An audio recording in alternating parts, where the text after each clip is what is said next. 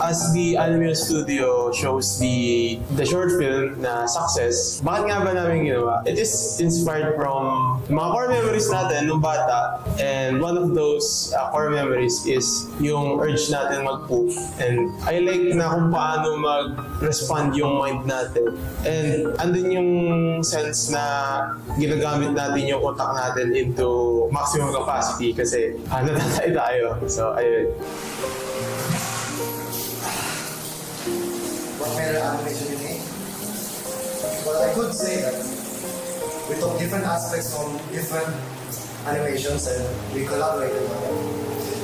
By sharing our ideas, our techniques, like how we do the character or the backgrounds. And we just did from that and made our animation the way it is to tell a unique story. Magutom kayo dito sa poster. Ano ba yan?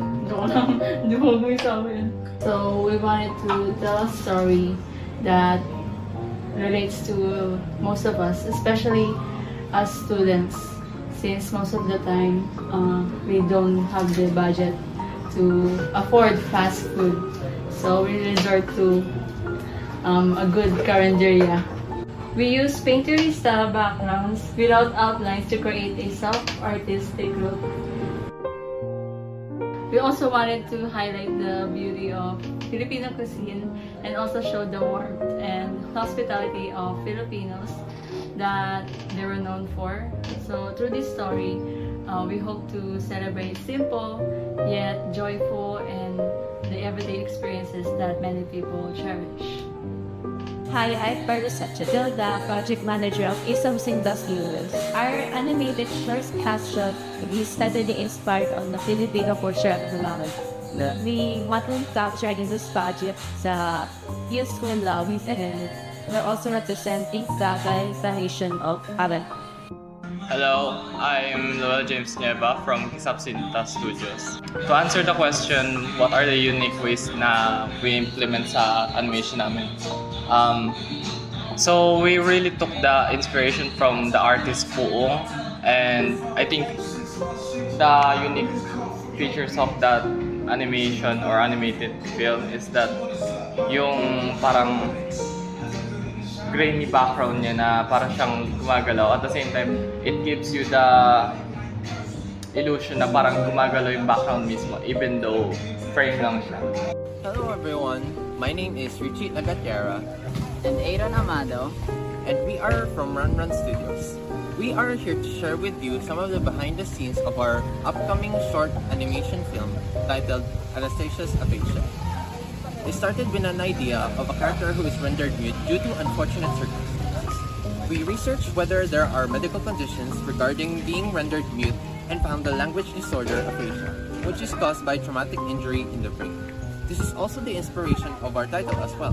The animation techniques we used are squash and stretch, arcs, slow in and out, and other animation techniques present in the 12 basic principles of animation.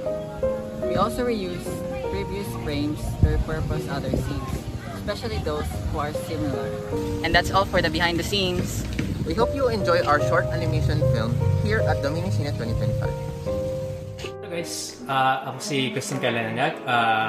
Ako yung data animator sa aming animation na group project. My name is Sean Bautista. I'm the director, manager, and one of the lead animators of the group project.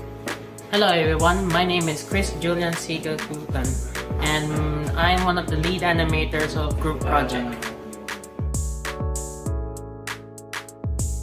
Yung group project kasi is parang prototype namin yung or parang yung projection ng ano namin. Yung characters nila yung pinapakita yung mga personalities nila. So, projection ng aming paghihirap and determination bilang estudyante ng anime. The animation shows a group of college students going through their own talents and their own skills. So gusto namin kayo hitalay na panoorin ang The Group Project ngayong May 10 sa Dear A Hall, 11th floor, STCA. Gusto namin kayo makita, panoorin ang paghirap namin. And it's The Group Project, Group 6.